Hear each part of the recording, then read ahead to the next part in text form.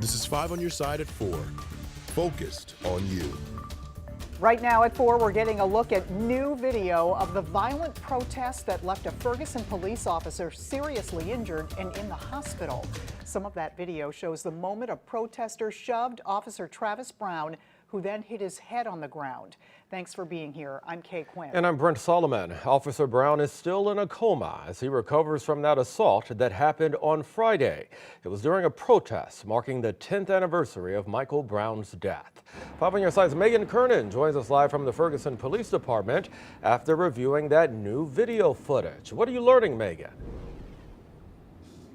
Well, Brent and Kay, at the heavily attended press conference today, we learned that Officer Travis Brown's condition has not changed. But the other 2 officers injured in the violent protest are doing okay and are actually back at work now. Police Chief Troy Doyle says these were not peaceful protests. Now, we don't have full access to the videos yet, so what you're about to see is what was shown at today's press conference. Police first shared the building's surveillance video showing when protesters began shaking the fence outside the station. Once property was damaged, officers started walking over to confront the protesters.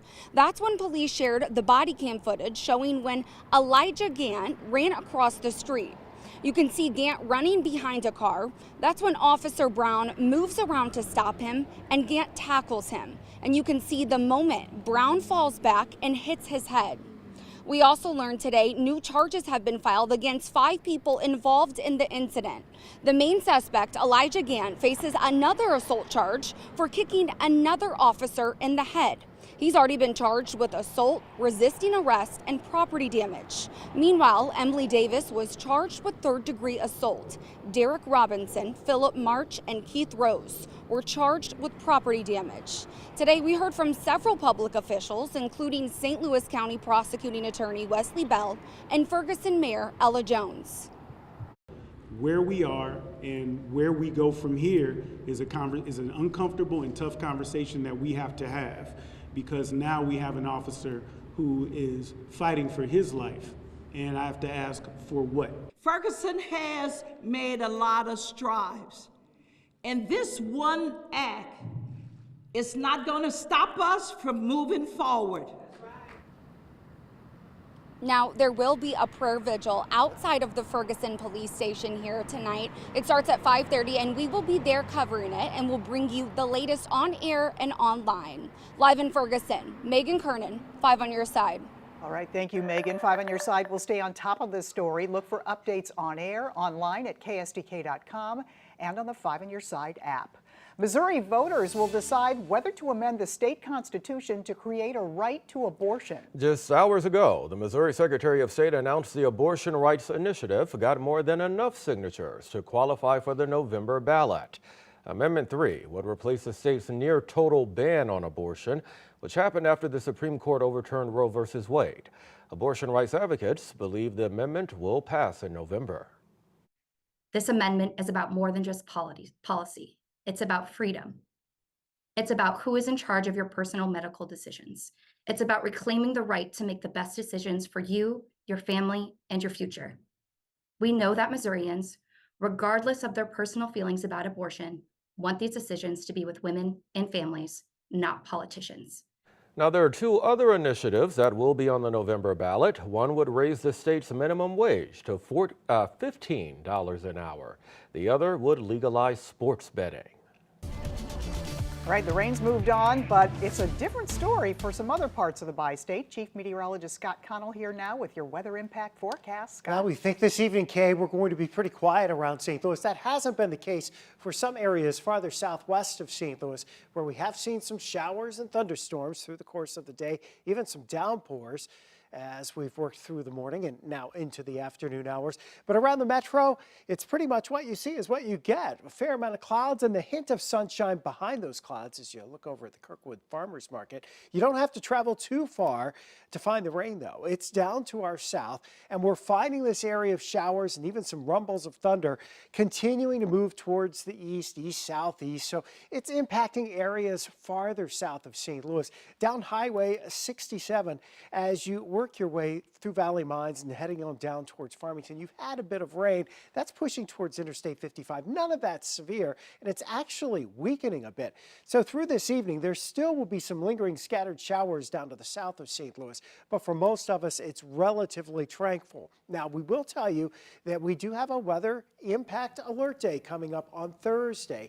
The potential for morning showers and thunderstorms, which would impact the morning commute, and then maybe by evening or into the overnight hours, some stronger storms that could cause some severe weather. So you want to make sure you're staying tuned on that, and we'll be back with more on it in just a few minutes, Kay. All right, we'll see you then. Thank you, Scott. You can stay up to date on our weather impact forecast anytime. Just text the word weather to 314-425-5355. Happening tonight, St. Louis Public Schools will hold its first school board meeting since the superintendent was placed on leave. Classes start Monday, and the district is dealing with transportation issues. A school bus company canceled its contract with the district. So several groups are expected to rally outside of the SLPS headquarters, calling for the resignations of board members.